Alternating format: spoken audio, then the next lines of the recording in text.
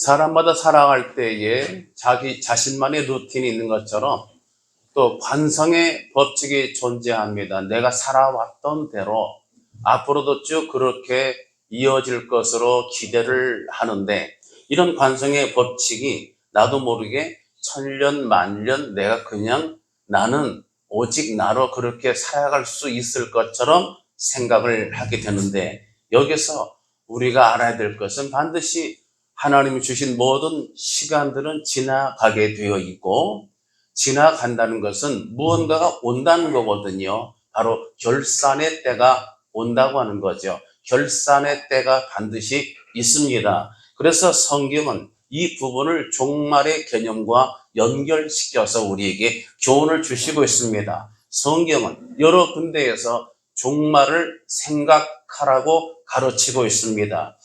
이사야 47장 7절에서도 바벨론에 대한 심판을 명하실 때 저들이 뭐라고 했습니까? 그들이 자신들의 종말도 생각하지 아니하였도다. 종말을 생각지 아니했습니다. 바벨론이 막강한 그런 경제력, 군사력을 가졌지만은 저들이 계속 어떤 군림할 수 있는 세력인 줄 알았지만 저들의 종말이 예고되어 있던 것을 알지를 못했습니다. 신명기 32장 29절에서도 만일 그들이 지혜가 있어 이것을 깨달았으면 자기들의 종말을 분별하였으리라, 이렇게 기록하고 있습니다. 우리 모든 예배자는 하나님 앞에 오늘의 삶을 살아야 되는데 종말의 때가 있는 것을 우리가 잊지 말아야 될 줄로 믿습니다. 그러니까 성경은 시제로 말하면 과거를 다루고 오늘 현재를 다루고 내일 미래를 다루는데, 이 중에서 제일 중요한 포인트는 미래 같지만 오늘입니다. 오늘. 그래서 오늘을 내가 어떤 오늘인가 알기 위해서 과거를 하나님이 성경에 이스라엘 역사를 설명해 주시는 거예요. 그 다음에 오늘을 하나님의 백성으로 살기 위해서 내가 어디로 가야 될지 내일을, 앞날을, 종말을, 미래를 우리 가운데 또한 예언의 말씀으로 주시는 거예요. 그러면 결론은 뭐예요? 오늘을 우리가 믿음 가운데 지혜롭게 하나님의 백성의 정체성을 가지고 귀하게 이것을 세월을 구원시켜 살아야 되는 거죠. 그래서 오늘 본문의 말씀을 그런 관점에서 보게 되면 종말의 때가 예기치 않게 도래했습니다. 이 문장이 뭐냐면 주인이 종을 불러서 셈하라, 계산하라, 이것이 종말의 선포입니다. 오늘 본문에 보면은 내가 보던 일을 셈하라, 청지기 직무를 계속하지 못하리라 하니, 자, 이 본문 전개를 보면 이 종은 충실한 종은 아니었던 것으로 우리가 이해할 수 있습니다. 몰래 주인 돈을 착복한다든지 소유를 낭비한 이런 문제가 있어서 이것이 들통이 났고, 그래서 이 비유의 말씀은 옳지 않은 청지기 또는 불의한 청지기로 이렇게 닉네임이 따라 붙고 있습니다. 그래서 오늘 본문에 셈하라, 이것은 단지 계산만 하라가 아니라 어떻게 문제가 어떻게 된 건지, 어떻게 해서 이러한 지금 불의한 현재가 만들어졌는지 여기에 대해서 설명해라, 답해라, 사실대로 고해라, 이런 뜻이 담겨져 있습니다. 그래서 이 문장 속에 이러한 셈하라, 사실상의 해직 통보를 받게 된 본문의 옳지 않은 이 청지기가 이렇게 말하죠. 수억으로 이르되 주인이 내 직분을 빼앗으니 내가 무엇을 할까?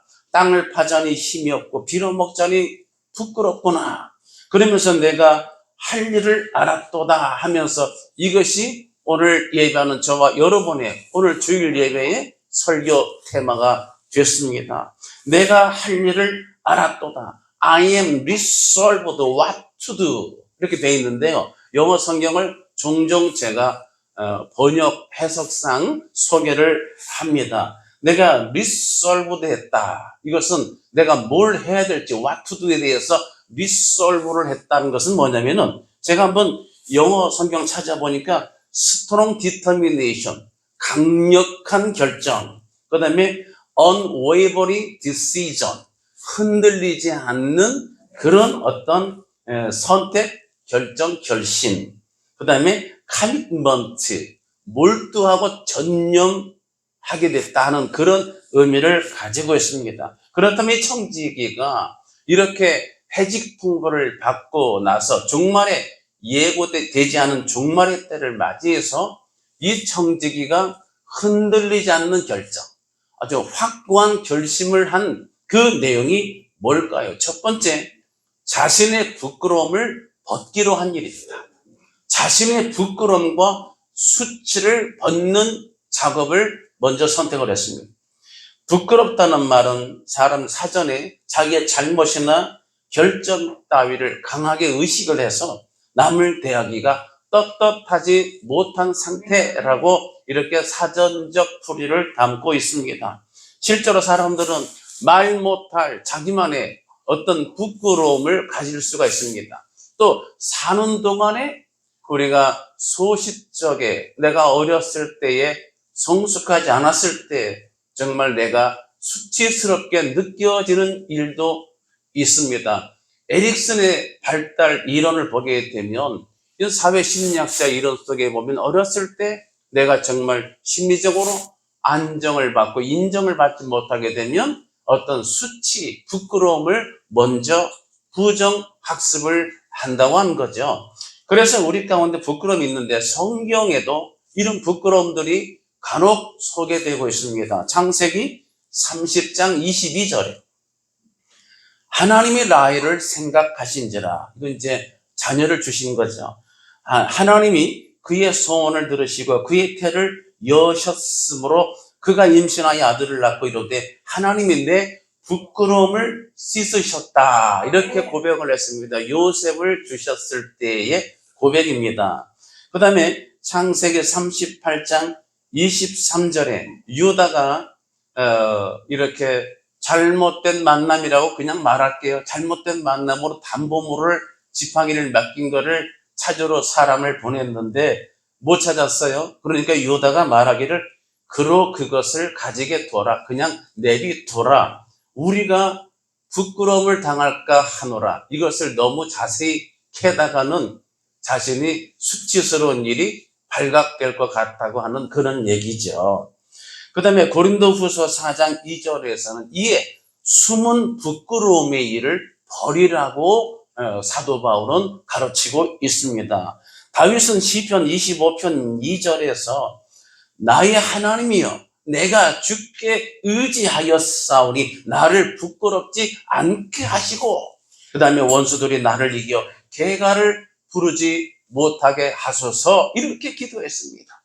사랑하는 예배자는 오늘 예배하는 저와 여러분들은 하나님 앞에 예배함을 통해서 하나님께 나오는 과정을 통해서 우리가 음으로 양으로 가지고 있던 부끄러움이 있다고 하면은 이 부끄러움이 우리 하나님의 능력의 손으로 벗겨주시는 역사가 나타나지기를 예수님의 이름으로 축복합니다.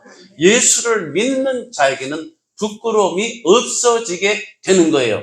성경 로마서 10장 10절에 성경에 이르되 누구든지 그를 믿는 자는 부끄러움을 당하지 아니하리라. 베드로전서 2장 6절에도 내가 택한 보배로운 모퉁이 돌을 시온에 두노니 이 시온은 오늘날 교회를 상징하고 있습니다. 그를 믿는 자는 부끄러움을 당하지 아니하리라. 그래서 본문에 나오는 이 청지기가요, 정말 이 청지기가 결심한 이 흔들리지 않는 확고한 선택한 결심, 참 기특한 게 뭐냐면 가장 먼저 부끄러움을 생각했다고 하는 거예요. 이것이 치료의 가능성이 있습니다. 정말 환자는 의사 앞에 나갈 수 있어야 되잖아요. 의사를 거부하는데 어떻게 치료가 되겠습니까? 그래서 먼저는 내가 성한 상태가 아닌 것을 내가 먼저 시인하는 행위가 있어야 되겠죠. 어떤 우리가 자동차를 수리할 때도 먼저는 진단이 나와야 돼요. 어디 기관이 어디가 고장 났는지를 이것을 알아야 그 다음에 이제 수리가 진행이 되겠죠. 이 청지기가 3절 보니까 내가 무엇을 할까? 땅을 파자니 힘이 없고 빌어먹자니 부끄럽구나.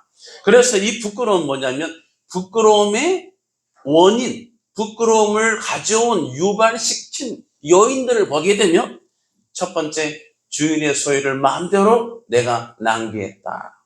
그 다음에 내가 주인의 재산을 따로 몰래 챙겼다. 이 일은 부정한 일이다. 이 부정한 일로 쫓겨남을 당하게 되었다. 이후로는 내가 구걸하게 될 수가 있는데 정말 비참하게 될 것이다 하는 내용들이 뭉뚱그려서 이 본문의 청지기가 가지고 직면하고 있는 부끄러움의 상태입니다. 그래서 이것을 극복하기 위한 방법을 찾아보게 되는데 누가복음 16장 4절에 이렇게 방법을 채택을 합니다. 이렇게 하면 직분을 빼앗긴 후에 사람들이 나를 자기 집으로 영접하리라. 부끄러움을 이것을 극복하기 위한 내적 투쟁을 하고 있다고도 볼 수가 있습니다. 저는 설교자로서 이 과정을 의미 있게 보는 겁니다. 그냥 이렇게 해서 문제 해결됐다가 아니라 문제를 해결하는 전환점에서 부끄러움의 일을 먼저 느끼고 이 문제를 해결을 하도록 그가 노력을 했다. 굉장히 의미가 있습니다. 사랑하는 예배자는 이렇게 청지기가 직접적으로 부끄러움을 이기기 위해서 가만히 부끄러움을 속으로 계산만 하고 생각만 하고 그 다음에 자면서 꿈을 꾸고 아까 꿈 또 꾸고 계속 그냥 잠기면서 머릿속에 성만 쌓고 아무것도 안 하는 사람, 이런 사람도 있는데 그렇게 하지 않고 구체적으로 이렇게 해서 실행에 옮기게 되는 점이 성경의 사이드로 주는 은혜입니다. 힌트이고 메시지입니다.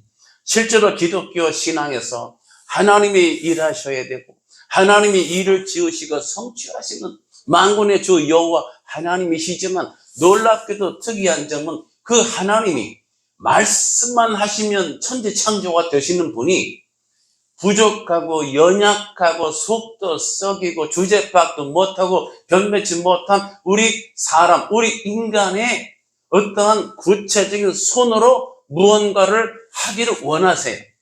그래서 제가 강조하는 바 너희가 먹을 것을 주어라 그러셨습니다.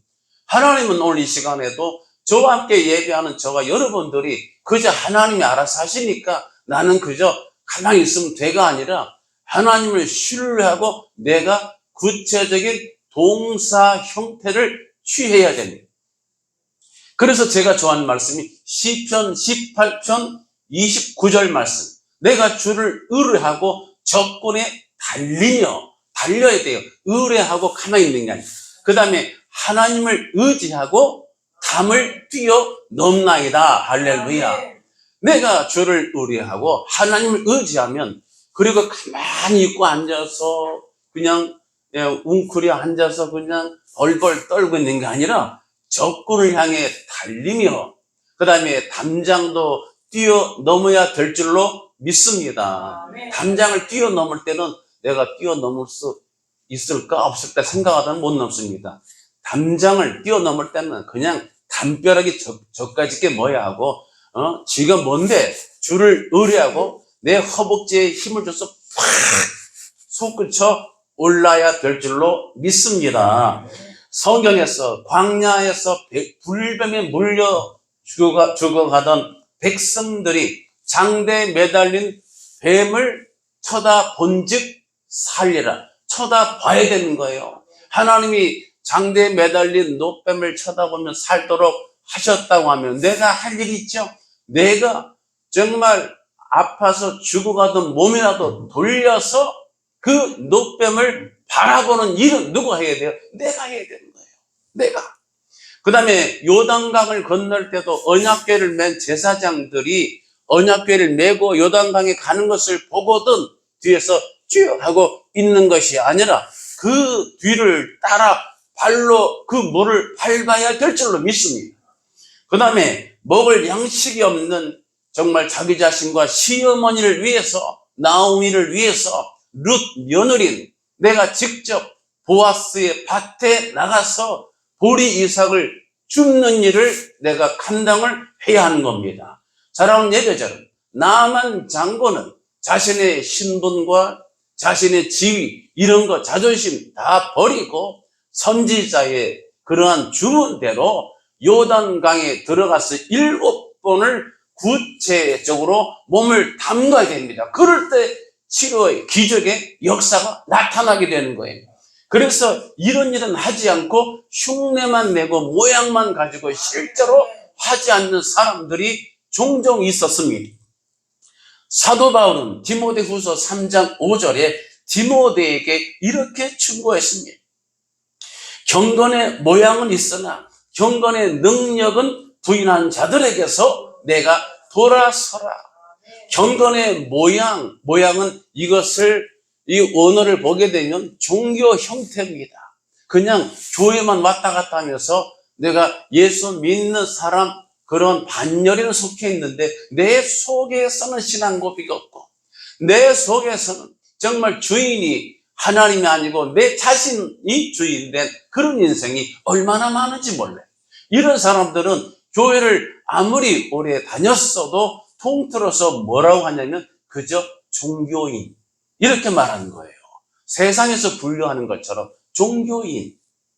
여러분, 하나님께서 우리에게 요구하시는 것은 그냥 형식적인 종교인이 아니에요. 이런 경우는 아포틀레프, 헬라어로 여기서 돌아서라는 겁니다. 영어 성경에는 turn away, 이 돌아서라. 그래서 이건 뭐냐면 돌아서 버려라, 아예 외면해라, 그 다음에 고개를 돌려버려라, 관심을 끊어버려라, 이런 뜻입니다. 사랑하는 예배처럼 우리가 사는 동안에 나를 어둡게 하고 부끄럽게 하고 나를 자꾸만 얽어매이게 하는 것들이 있다고 하면 정말 종교의 형식은 있지만 정말 하나님이 기뻐 받으시는 중심에 정말 산제사가 내 속에 들여지지 않는다고 하는 그런 패턴이 있다고 하면은 과감히 turn away, 과감히 돌아서시기 바랍니다. 그래서 이렇게 과감히 돌아서서 나를 망치게 하고 나를 고생스럽게 하고 나를 가라앉게 만들고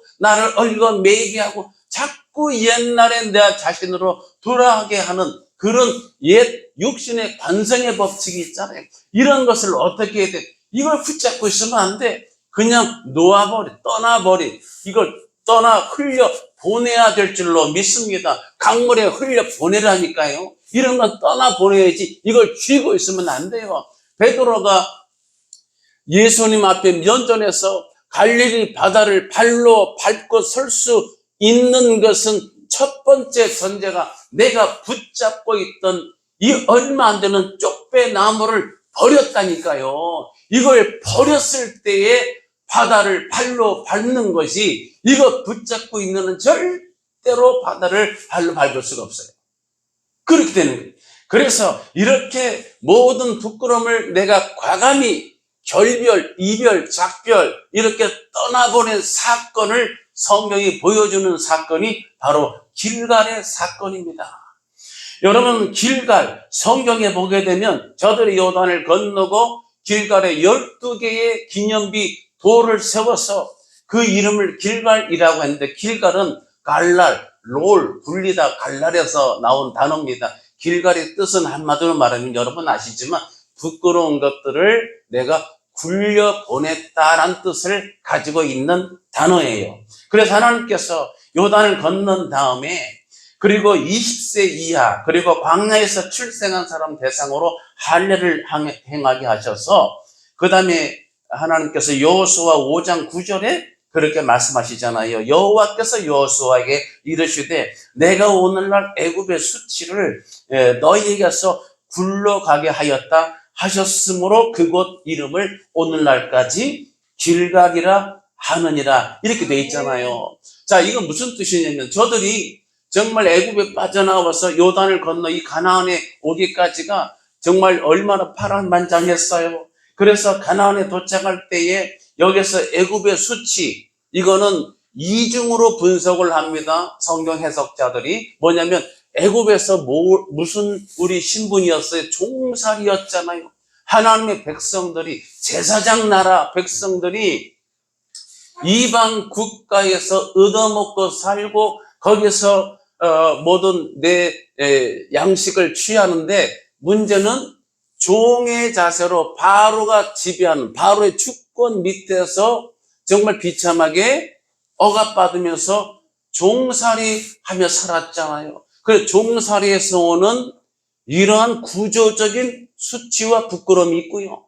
또 하나는 뭐냐면은 정말 가나안 땅에 갈 때 저들이 놓아주질 않았죠. 쫓아오고 방해하고 회방하고 그리고 저런 것들이 저기까지 가도록 용납지 않을 거야. 이건 뭐냐면 영적으로 전환됩니다. 영적으로 무시당하는 거예요. 영적으로 인정받지 못해. 그래서 길갈이 세워진 것은 두 가지입니다. 이전에 애굽의 이중적인 수치를 내가 벗어나게 되었다. 그 다음에 또 하나가 뭐냐면 할례를 통해서 하나님의 은혜가, 하나님의 은혜는 정확히 말하면 하나님의 약속이, 언약이 아브라함에게 주셨던 그 은혜의 언약이 계속해서 이전과 같이 동일하게 회복되게 되었다. 할렐루야. 여러분, 주중에 어려움을 당하거나 주중에 마음고생하거나 힘든 일이 있거나 시험과 고난이 있다 하더라도 주님 앞에 나와 예배할 때마다 이렇게 이전의 수치가 다 굴려가는 역사, 그리고 하나님이 함께 하시는 언약의 그런 약속이, 은혜가 다시 회복되는 역사가 매 주일 예배 때마다 함께 하시기를 예수님의 이름으로 축복합니다. 그래서 오늘 우리가 애굽에 빠져나온 이스라엘 백성들이 애굽의 모든 부끄러움과 수치를 다 굴려 보낸 것처럼 오늘날도 또 청지기와 같이 부끄러움을 벗는 그런 전환점에 서야 됩니다. 그래서 우리 자녀들이 정말 자녀들에게 올 수 있는 죄의 권세, 율법적인 속박, 마귀의 어떤 권세, 지배 이런 것에 대해서 우리가 해방되는 은혜가 있어야 되고요. 또 가정마다 집집마다 가난이 다 떠나가고 굴러가 버리고 하나님 주시는 풍성함이 찾아와야 되고 또 육신의 질병이 떠나가고 하나님이 내 영혼이 잘된 것 같이 내가 범사에 잘되고 강건해지는 이 은혜가 찾아와야 될 줄로 믿습니다. 이 불의한 청지기가 또 잘한 또 하나의 일, 그가 할 일을 알았도다. 두 번째의 중요한 메시지는 잘못된 과거의 정산을 바로잡는 일이에요. 여기 보면은 주인에게 빚진 자를 일일이 불러다가 먼저 온 자에게 이르되 내가 주인에게 얼마나 빚졌느냐 하고 이렇게 물어봐서 한 사람씩 불러가지고 이제 면담을 한 거죠. 그래서 빚을 탕감해 주는데 빚 증서에 기름 100마리다면 50으로 고쳐주고 밀 100석이면 80이라고 고쳐 써가지고 빚의 상당 부분을 탕감해 줬어요. 자, 이런 처신, 우리 주님이 결론적으로 지혜롭게 했다고 칭찬하셨는데 우리가 현대적 또 신앙적 관점에서 잘 이해가 되지를 않는 부분이에요. 이 불의한 청지기가 불의해서 이런 공경의 문제를 직면하게 됐는데 칭찬받은 부분이 아무리 제가 봐도 또 불의하거든요. 지 마음대로 지가 뭔데 또 100말을 50말로 쓰고 또 이렇게 100석을 80 쓰고 이거 말이 안 되죠? 자, 이것을 이해하려면 이 본문의 빚진 자가 어떤 빚이냐를 봐야 돼요. 이 빚진 자는 돈을 꾸거나 빌려서 빚을 진 빚진 자가 아니라 아예 가난한 빈곤층들이에요. 이 빈곤층들은 이제 뭘 해요?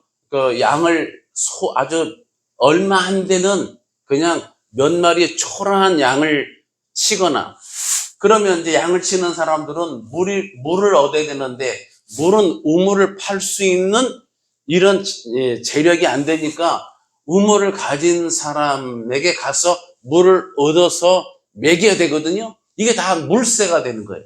다 돈을 내야 돼.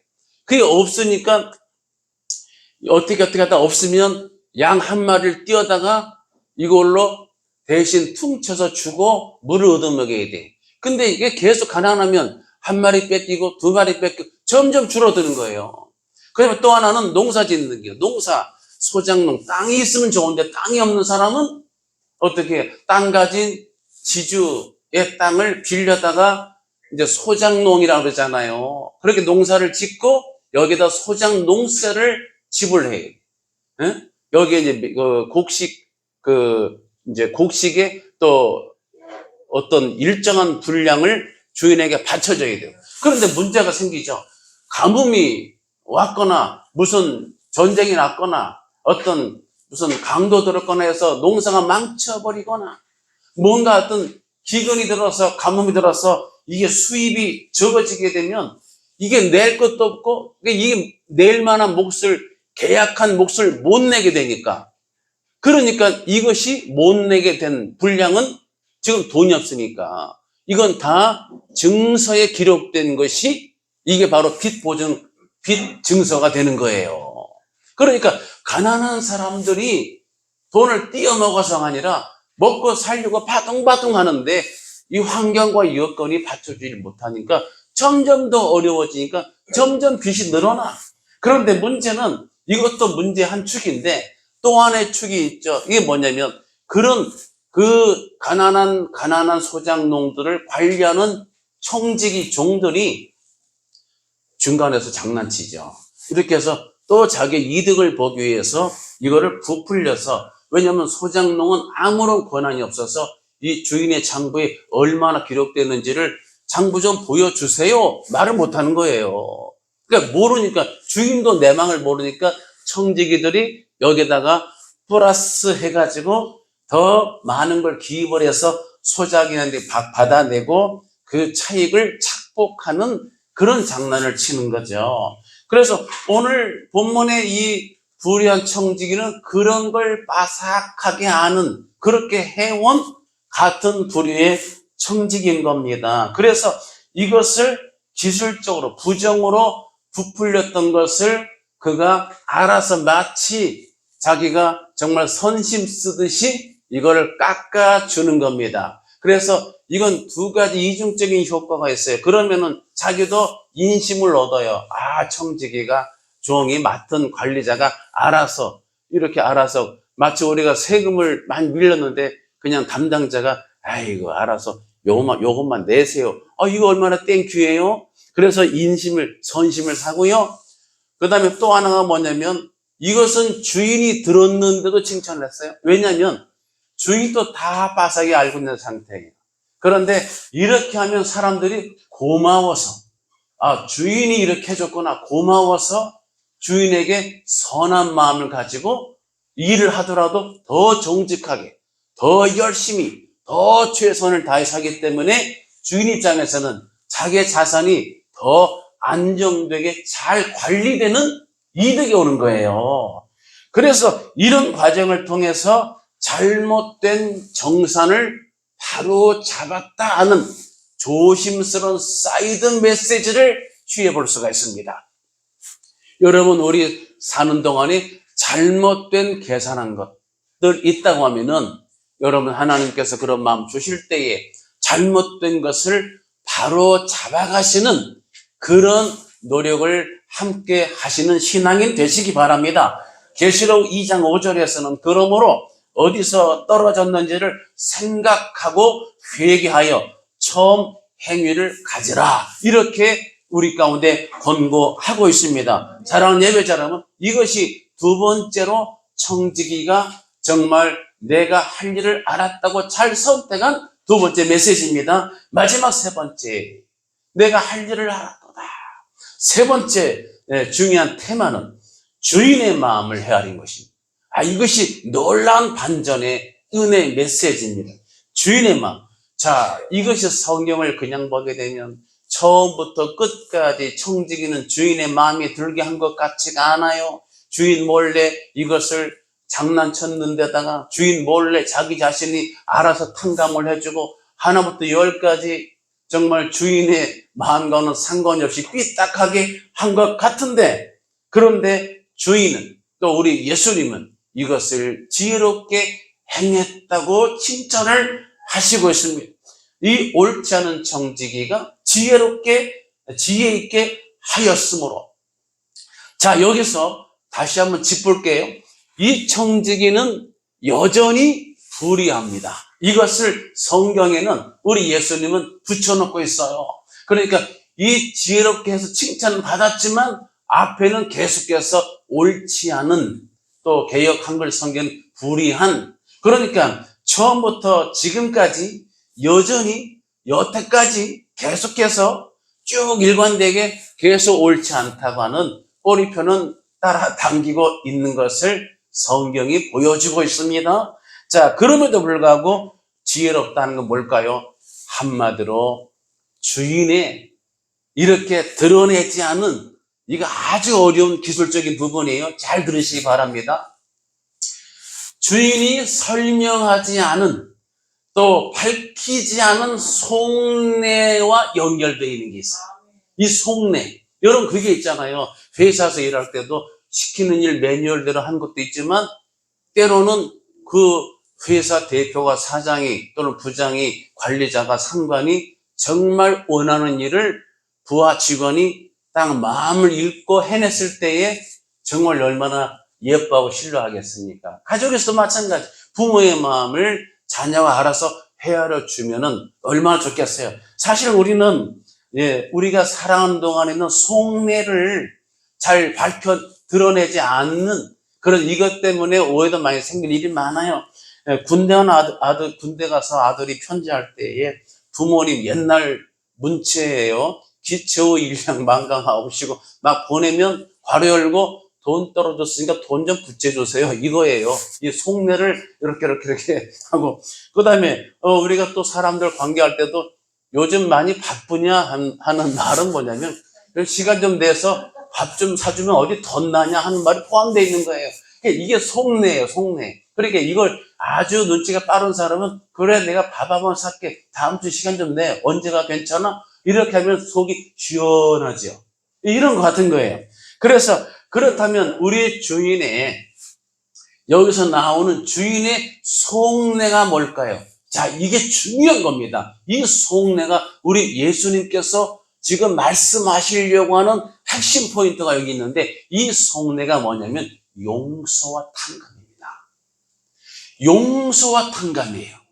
여러분, 포도원 품꾼의 비유에서도 아침에 데려온 사람이나 점심때 데려온 사람이나 끝나기 1시간 다 끝나는 시간에 직전에 데려온 사람이나 똑같이 하루 일당 그 삭을 주는 이유는 뭐냐면, 주인이 정말 내가 돈 벌려고 하는 마인드가 아니라 장터에서 놀고 서 있는 사람을 구제하기 위해서 한 거예요. 구제하기 위해서. 그러니까 일손이 다 안 필요한데도 더 불러다가 그래 나 좀 도와줘 하는 것은, 속내는 장터에서 놀고 섰는 딱한 처지에 있는 사람들을 도우려고 하는 거, 구제하려고 하는 거. 이걸 몰고 따지는 사람들이 율법적인 관점이 되는 거예요. 오늘 주인은 그래서 속내가 뭐냐면 이 가난한 계층들, 계속 빚만 늘어가는 사람들을 자력으로 탕감이 안 되고 자력으로 갚지 못하고 빚만 늘어가네. 그러니까 이 너그러운 주인의 속내는 저들을 도와주고 싶고 저들을 탕감해주고 싶은 속내를 가지고 있는 주인인 것을 우리 주님이 전제로 담고 있는 스토리입니다. 여러분, 신구약 통해서 우리 하나님이 정말 중요하게 보시는 관점이 뭘까요? 여러분의 하나님은 공의 하나님이시죠. 죄를 미워하시고, 그렇죠? 부정한 것을 싫어하시는데, 그래서 주의 백성들에게 너희도 온전하라, 이것은 완전하라 뜻인데, 또 거룩하라 이렇게 가르치시는데, 우리가 어떻게 한마디로 실패작입니다. 우리는 계속해서 율법적으로 넘어지고 깨지고 실패하고 뒤로 물러가고, 그래서 우리는 계속해서 우리 의인은 이사야 64장 표현처럼 더러운 옷과 같으며 이렇게 되어 있잖아요. 그래서 우리 하나님이 어떻게 하셨어요? 니네가 못하는 것 내가 도와주지. 그래서 독생자 예수를 보내서 우리의 허물에 대한 대가를, 죄에 대한 형벌을 대신 죽게 하시고 우리를 죄로부터 자유롭게, 그런 빚으로부터 탕감받은 자가 되게 하신 것이 하나님 아버지의 깊은 본심이라고 합니다. 그래서 하나님께서 이 옳지 않은 청지기가 자기 처신 때문에 이렇게 했지만 그게 어쩌면 하늘 아버지의 마음과 이것이 일맥상통이 되는 부분이 있어서 우리 주님이 그 스토리를 끄집어다가 주인이 옳지 않은, 여전히 앞으로도 계속 현재까지 전에도 지금도 알파 오메가 옳지 않아, 잔머리 과야 얘는. 그렇지만 그게 부모의 마음, 하늘 아버지의 마음, 주인 대신, 너그러운 주인 대신 하나님의 마음 하시려고 하는 그 일을 했기 때문에 이것을 지혜롭다고 하는 겁니다. 여호와를 경외하는 것이 지혜의 근본이잖아요. 사랑하는 예배자들, 예수님이 이 땅에 오신 목적이 뭐예요? 이사야 61장 1절에 주 여호와 영이 내게 내리셨으니 이는 여호와께서 내게 기름을 부으사, 첫 번째가 가난한 자에게 아름다운 소식을 전하게 하려 하십니다. 그리고 나를 보내사 마음이 상한 자를 고치며 포로된 자에게 자유를, 갇힌 자에게 해방, 노임을 선포하기 위함이에요. 그 하늘 아버지의 마음, 주인 대신 천부 대신 하나님의 마음은 그 완전한 의의를 요구하시는 게 아니라 실패한 우리들을, 죄로 오염된 우리들을 살리시기 위해서 노력하신다니까요. 그래서 우리에게 오셔서 예수를 보내신 사건이 가난한 자들을 먼저 돌아보시고 마음 상한 자, 포로된 자, 갇힌 자들을 정말 불쌍히 여기셔서 저들을 고치시고 아름다운 기쁜 희망의 소식을 주시고 또 치유하시고 저들을 자유케 하시기를 기뻐하세요. 저는 이 예수님의 사역을 저는 깊이 은혜 받은 목회자예요. 그래서 제 목회 철학은 바로 예수님 오신 목적을 절대로 잊지 말자예요. 우리는 정말 가난한 자들을 돌아보고 마음 상한 자, 포로된 자, 갇힌 자를 불쌍히 여겨야 되잖아요. 그런 우리 저와 여러분 되시기를 축복합니다. 누가복음 5장 32절에서도 내가 의인을 부르러 온 것이 아니요 죄인을 불러 회개시키러 왔노라, 이렇게 말씀하시고 있습니다. 이제 말씀을 정리하도록 하겠습니다. 이 불의한 청지기는 옳지 않은 삶의 방식을 채택해 살고 예수께서 비유로 인용하실 때도 아직까지 계속 여전히 그런 옳지 않은 형태를 가지고 있지만 성경과 하나님, 또 이 비유를 두신 예수님의 관점은 옳으냐 옳지 않느냐 관점을 이미 넘어서 있습니다. 이 사람이 죽느냐 사느냐를 더 관점이 있는데, 성경적으로 우리는 율법적으로 이미 죄의 권세 아래 죽어 있는 자니 죽게 되어 있는 것을 불쌍히 여기시는데, 다 죽어가는 사람에게 너 오늘 공부했냐니 무슨 소리겠습니까? 내 부모를 도왔냐 안 도왔냐가 아니잖아요. 네가 죽지 말고 살아라 이잖아요. 그래서 하늘 아버지께서 불의한 방법이라도 이것을 끌어들이면서 탕감해 주는 것을 하나님이 원하시고 계시다, 기뻐하시다. 이것이 하늘 아버지의 마음이다. 그래서 하늘 아버지가 이것을 지혜롭다고 칭찬하시고 계시는 줄 믿으시기 바랍니다. 저와 여러분 그런 하나님을 만난 줄 믿습니다. 그런 우리 예수님의 마음을, 예수님을 우리 주로 섬기게 된 복된 신앙인 줄 믿으시기 바랍니다. 이 하나님을 신뢰하시고 주를 내 구세주 주된 자로 모시고 여러분 자유하시기 바랍니다. 담대하시기 바랍니다. 그래 죄를 멀리하시고 부끄러움과 수치를 다 굴려 떠나버리게 하시고 하나님의 영광을 위해서 독수리 날개치며 올라간 같이 힘차게 솟구쳐 올라가시기를 예수님의 이름으로 축복합니다. 아멘. 기도하겠습니다. 할렐루야. 영광과 존귀와 찬송을 주께 올려 드립니다. 이 옳지 않은 청지기가 여전히 계속해서 옳지 않았지만 그럼에도 불구하고 그가 하나님의 마음을, 하나님의 속내를 읽는 연결되는 행위를 한 것 가지고 지혜롭다고 칭찬하셨습니다. 사람을 살리기를 원하시고 기뻐하시는 천부 되신 하나님의 마음을 이 시간 기억하고 감사드리옵나이다. 우리가 사는 날 동안에 여러 가지 원치 않는 부끄러움과 수치를 만나게 되지만 이런 것들을 과감히 떠나보내게 하시고 우리를 용납하시고 우리가 살기를 기뻐하시는 천부 되신 하나님을 바라보고 소망을 두고 기쁨으로 일어서는 주의 백성들 되게 하여 주옵소서. 예수님의 이름으로 간절히 기도드리옵나이다.